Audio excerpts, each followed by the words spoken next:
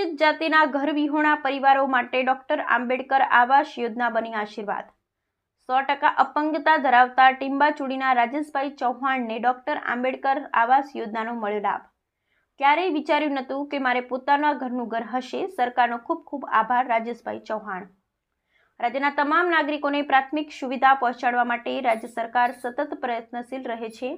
મુખ્યમંત્રી શ્રી ભૂપેન્દ્રભાઈ પટેલના નેતૃત્વમાં રાજ્ય સરકાર નાગરિકોની રોટી, કપડાં અને મકાનની પ્રાથમિક જરૂરિયાત સંતોષાય તે માટે સતત નવા આયામો સ્થાપિત કરી રહી છે।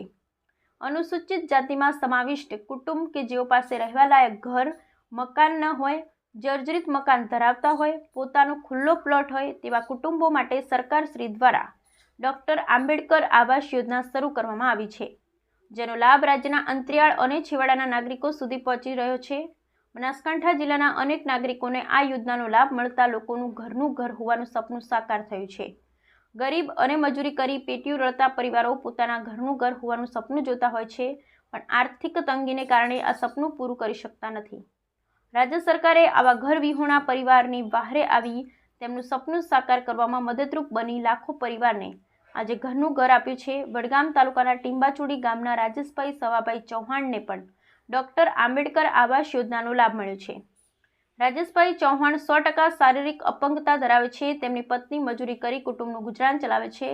તેમને એક બાળક છે અને તેમની આર્થિક પરિસ્થિતિ નબળી હોવાને કારણે તેઓ નવું મકાન બનાવી શકે તેવી આર્થિક સદ્ધરતા ન હતી, પરંતુ ડોક્ટર આંબેડકર આવાસ યોજના થકી રાજેશભાઈ આજે પોતાના નવા પાક્કા આવાસમાં પોતાના પરિવાર સાથે આનંદથી જીવન વિતાવી રહ્યા છે।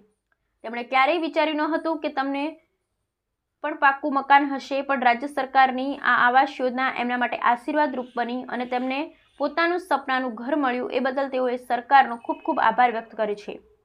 રાજેશભાઈ ખુશી સાથે જણાવે છે કે પહેલાં તેઓ કાચા મકાનમાં રહેતા હતા। ચોમાસામાં ઘણી તકલીફ પડતી હતી, જેના કારણે ઘણું હેરાન થવું પડતું હતું।